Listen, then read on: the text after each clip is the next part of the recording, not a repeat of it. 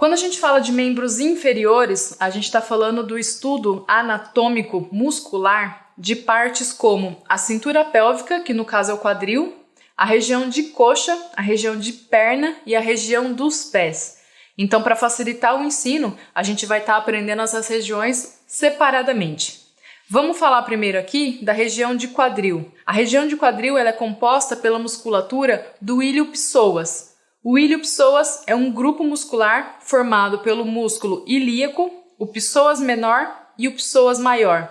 Esses grupos musculares, eles são responsáveis por fazer a flexão de quadril, ou seja, quando a gente faz a elevação dos joelhos, aproximando a coxa, aproximando a perna do tronco, significa que a gente está flexionando o corpo. E quem realiza essa flexão é justamente a musculatura do ilio-psoas. Além de estar trabalhando com essa flexão de quadril, o ilio-psoas também ela é uma importante musculatura responsável pela estabilidade da coluna vertebral. Como ele se inicia na região de lombar e ele vem finalizar na região anterior do corpo humano, ele é um dos músculos que está intimamente ligado com a nossa lordose, ou seja, com a curvatura que a gente tem na região lombar do corpo humano. Então, o ilio-psoas é também uma musculatura que a gente consegue estar trabalhando e que a gente consegue estar fortalecendo quando a gente pratica, por exemplo, os abdominais. Tanto para fortalecimento da parede abdominal, para a gente conseguir os gominhos, que a gente citou agora há pouco, como para fortalecer a região lombar. A gente consegue fazer esse estímulo também, a gente também consegue fazer esse trabalho de alongamento dessa musculatura que compõe a região pélvica.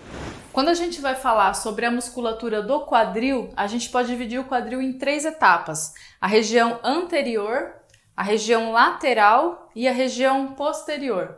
A região anterior foi a que eu citei agora sobre o ilio-psoas. O ilio-psoas é uma musculatura que ele se inicia na região de lombar, ele faz a curvatura e finaliza na região anterior do abdômen. Então, quando a gente consegue fazer a flexão de quadril, a gente também consegue estar trabalhando com a liberação do ilio-psoas pela região anterior no abdômen.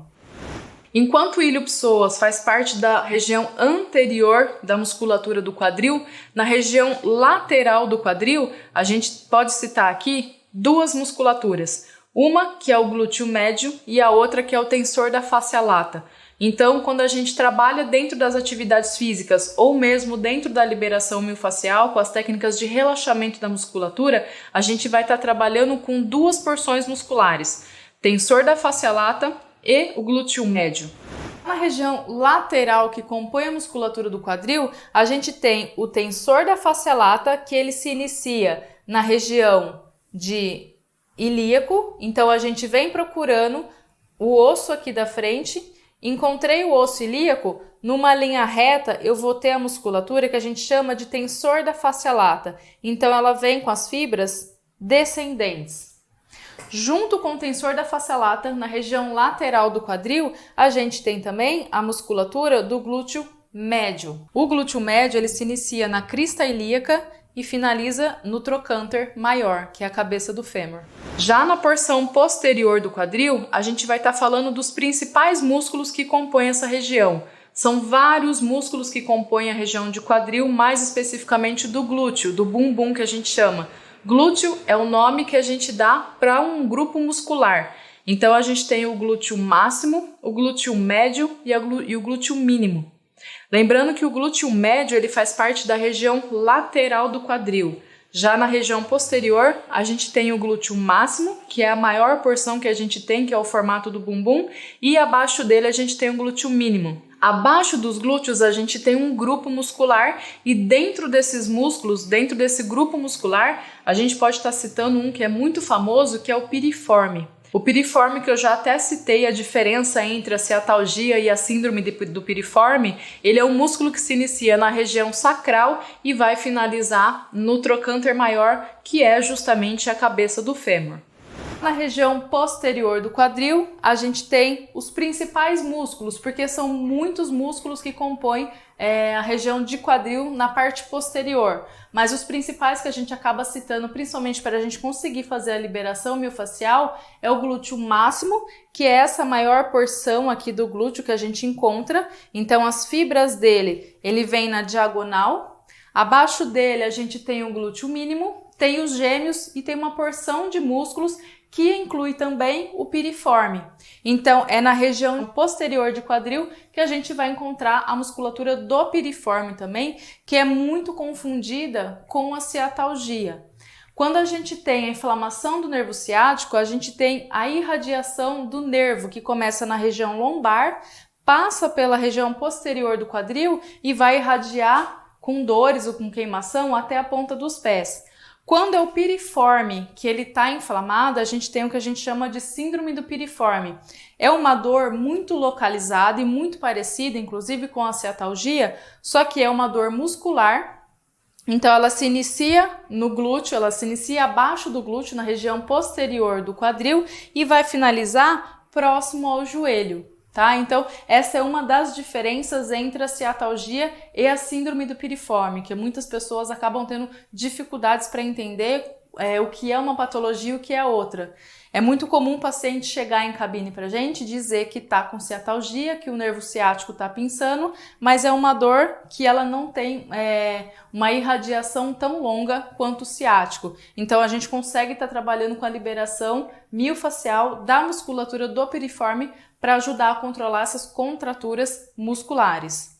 Então, na região anterior do quadril a gente tem o ilio-psoas. Na região lateral, a gente tem o tensor da fascia lata e o glúteo médio. Abaixo, já na parte posterior, a gente tem o glúteo máximo, o glúteo mínimo, todo um grupo de músculos que tem abaixo desses glúteos e o piriforme também. A articulação do quadril, assim como a articulação do ombro, também exige uma musculatura muito mais rígida. A gente precisa de uma musculatura muito mais forte, justamente porque é uma região articular que tem muita mobilidade. É uma articulação que precisa de uma musculatura muito mais forte, assim como a musculatura do ombro, que exige muito mais dos músculos para poder manter fixado, no caso, os ossos do membro inferior. No caso do ombro, a gente precisa de uma musculatura muito forte, que é o caso do manguito rotador e do deltoide, para fazer a estabilidade da cabeça do húmero junto com o acrômio. Já na região de quadril, a gente precisa da musculatura forte para a gente conseguir fixar o fêmur até o tronco do nosso paciente, do nosso corpo. Quando a gente fala de musculatura do quadril, a gente dividiu ela na região anterior, região lateral e região posterior. É muito comum, justamente por essa articulação ser muito móvel, é muito comum acontecer patologias nessa região, como por exemplo fraturas, tendinites, bursite, artrite ou artrose, ciatalgia, síndrome do piriforme, são algumas das patologias que estão relacionadas à região de quadril. Para a gente conseguir tratar, por exemplo, a ciatalgia ou mesmo a síndrome do piriforme, a gente vai estar falando de uma musculatura muito profunda. São músculos que ficam abaixo dos glúteos, por exemplo, o piriforme.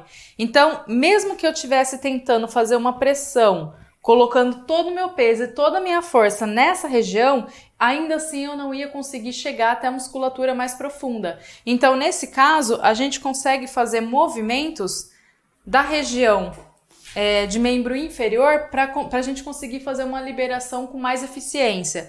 Então, para fazer liberação miofascial da região de glúteo, para liberar pressão de piriforme, a gente vai elevar a perna do nosso paciente e vai fazer esse movimento para fora. Então, a gente percebe, que aqui é a cabeça do fêmur, que é a região de trocânter maior, ela começa a se movimentar. Se a gente consegue movimentar essa região, a gente consegue ter um pouco mais de força para conseguir chegar até a musculatura que está abaixo. Então, para fazer liberação miofascial da região de glúteo para liberação de piriforme, a gente eleva a perna do paciente, com o meu punho fechado, eu faço a pressão positiva e jogo a perna dela para o lado. Para ficar mais fácil de visualizar, eu jogo a perna da paciente para o lado e conforme eu vou executando o movimento, eu vou fazendo a liberação lá na região de glúteo. Lembrando que eu estou trabalhando na região de glúteo máximo. As fibras do glúteo máximo são voltadas na transversal. Então, a gente vai realizando o movimento. Então, a gente vai realizando esses movimentos. Eu jogo a perna dela para fora e ao mesmo passo que eu vou apertando o glúteo dela aqui. O correto para a gente fazer esse movimento, eu só dei essa explicação para vocês conseguirem visualizar pela imagem, é eu colocar o meu peso nela enquanto eu vou jogando a perna dela para o lado. Que daí eu consigo uma profundidade maior e uma melhor mobilidade da região de quadril.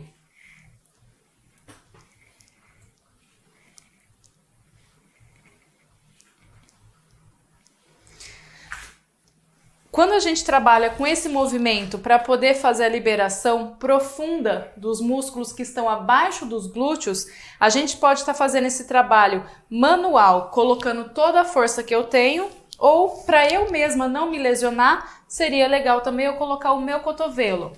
A gente procura um ponto de tensão, tanto do nervo ciático quanto do nervo piriforme, tanto do músculo piriforme. Então a gente procura o ponto de tensão, aonde o nosso paciente relatar a dor, a gente segura o ponto, vai lá com o cotovelo e faz a pressão estática. É interessante a gente sempre perguntar para o nosso paciente qual é o grau de intensidade da dor que ele sente. Então de 0 a 10, qual o valor que você dá para essa dor? E aí, conforme ele vai enumerando essa dor, fica mais fácil da gente entender ou da gente saber se está tendo alívio local ou não, tá? Então, a gente pressiona, encontra o ponto dolorido, faz a pressão positiva ali no local e segura. Conforme a gente vai trabalhando com essa pressão estática, a gente está trabalhando diretamente com o nosso sistema nervoso central. Então, eu estou pressionando um ponto e estou mandando uma informação através dos nervos para o meu cérebro identificar que está acontecendo alguma coisa ali naquela região. Conforme o meu cérebro identifica isso através dos nervos, os nervos vão mandar informação para a região aqui e as células da região vão começar a trabalhar para ajudar a controlar a inflamação aqui do local. Então, é um trabalho muscular, mas ao mesmo tempo a gente também está trabalhando com a parte de sistema nervoso central. Quando a gente vai falar de liberação da região lateral de quadril, a gente vai estar trabalhando com o tensor da fáscia lata, ao mesmo tempo a gente também vai estar trabalhando com o glúteo médio. Para a gente identificar a localização e a posição do glúteo médio, a gente encontra a região de sacro, da região de sacro até a região do trocânter maior, que é justamente a cabeça do fêmur, que é onde eu encontrei quando eu elevei a perna da minha cliente. Quando eu vou fazendo esse movimento, eu consigo apalpar e encontrar, o fêmur dela aqui. Então, daqui até a região sacral, que eu vou apalpando, esse ossinho que a gente tem aqui no final, a gente tem a musculatura do glúteo médio. Essa região de glúteo médio, a gente também pode estar trabalhando com a palpação através do cotovelo, manual, fazendo deslizamento, nesse caso com creme também, a gente já conseguiria um deslizamento mais profundo, ou mesmo se eu segurar, eu vou tensionar a pele dela aqui embaixo e fazer deslizamento da musculatura no sentido das fibras. Então, aqui na lateral, eu vou estar trabalhando com a liberação do tensor da fáscia lata e um pouquinho mais acima a gente vai estar liberando glúteo médio. Lembrando que nessa região eu posso fazer esse trabalho manual, como eu posso estar trabalhando também com um instrumento. Diferente da musculatura posterior do quadril, a musculatura lateral do quadril ela é um pouco mais superficial, então a gente consegue fazer um trabalho lateral com os instrumentos também. Então, eu posso posicionar, segurar firme a pele dela e fazer o deslizamento do instrumento com a minha paciente deitada de barriga para baixo, como ela poderia também estar deitada na lateral, que a gente vai mostrar agora. Daqui a gente pode estar trabalhando com a minha paciente deitada de lado e aí eu consigo mais estabilidade e mais força no instrumento para realizar esse movimento de liberação. Lembrando que na região lateral a gente tem o tensor da fáscia lata, o glúteo médio e lá atrás a gente tem o glúteo máximo. Então eu só vou seguindo as fibras aqui em cima daquele desenho das marcações que a gente já tinha feito com a caneta. Posso fazer essa liberação com o instrumento, com os punhos, com a região palmar. Posso soltar o peso do meu corpo e liberar com o meu antebraço. Aqui eu consigo colocar um pouco mais de pressão, um pouco mais de força, porque daí eu solto o peso do meu corpo.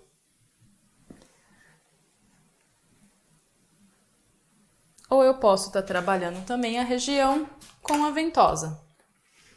A ventosa terapia pode ser com a ventosa deslizando, mas se for o caso da gente trabalhar com a ventosa deslizando, a gente aplica o óleo para a gente conseguir um deslizamento legal. Peguei uma ventosa pequena, eu vou trabalhar somente essa região lateral de quadril. Uma sucção, segura firme a pele, movimento ascendente e descendente. Percebam que automático a pele dela já fica vermelho. Significa que a gente está estimulando a circulação sanguínea no local, então a gente está desinflamando a região. Se a sua paciente tiver com muita dor, se ela tiver com a região articular inflamada, com uma inflamação aguda, que ela não conseguir aguentar os movimentos da ventosa, a gente pode estar trabalhando com a ventosa estática também. Lembrando que a distância mínima entre uma ventosa e outra são de 2 a 3 dedos, porque senão se a gente colocar muito próxima uma da outra, a gente vai acabar comprometendo a circulação sanguínea. Aí a gente vai fazer o efeito inverso daquilo que a gente quer e daquilo que a gente precisa. Então, nessa região lateral de quadril, a gente vai estar trabalhando o tensor de face lata e o glúteo médio. Aqui atrás é o glúteo máximo. Quando a gente for estar trabalhando com a musculatura do glúteo máximo, eu posso estar trabalhando tanto na região frontal quanto posterior da minha paciente. Então, ela está posicionada na posição lateral e eu vim atrás dela para conseguir uma maior estabilidade do meu cotovelo na região do nervo ciático ou mesmo do piriforme, seja qual for o que esteja em desequilíbrio, seja o nervo ciático que esteja pinçando ou o nervo piriforme que esteja contraído. Eu posso fazer esse trabalho com a minha paciente em decúbito ventral, ou seja, quando ela está de barriga para baixo, mas isso vai exigir muito mais do esforço físico da minha parte, como eu posso pedir para ela se posicionar na região lateral e ela dobrar a perna, deixar no ângulo de 90 graus, que daí eu vou conseguir ter uma visibilidade maior e muito mais prático, mais fácil de eu conseguir manipular aqui pela frente ou aqui por trás da maca. Depois que eu fui apalpando a região de glúteo da minha paciente, a hora que eu encontrar o ponto de tensão, eu vou perguntar para ela qual a classificação da dor de 0 a 10, qual o número que ela dá, qual a quantificação que ela dá para aquela dor, e aí eu vou posicionar o meu cotovelo e vou fazer pressão. Fico estável. De 2 a 3 minutos eu fico nessa mesma posição. Conforme a dor for diminuindo, que a gente for conseguindo controlar as dores dela somente com essa posição, lembrando que as fibras do glúteo máximo, eu ainda tenho elas desenhadas aqui na hora que minha paciente estava de barriga para baixo. É somente eu seguir o desenho que eu tenho aqui. Então, se eu estou nessa posição, eu só vou começar a fazer o alívio, a pressão, o alívio de pressão da região do glúteo. Então, eu vou fazer esse movimento no sentido das fibras do glúteo máximo. Eu coloco pressão quando eu ponho o cotovelo, pressão positiva, e vou desfazendo essa pressão do cotovelo conforme eu vou caminhando com o meu antebraço na região de glúteo máximo dela.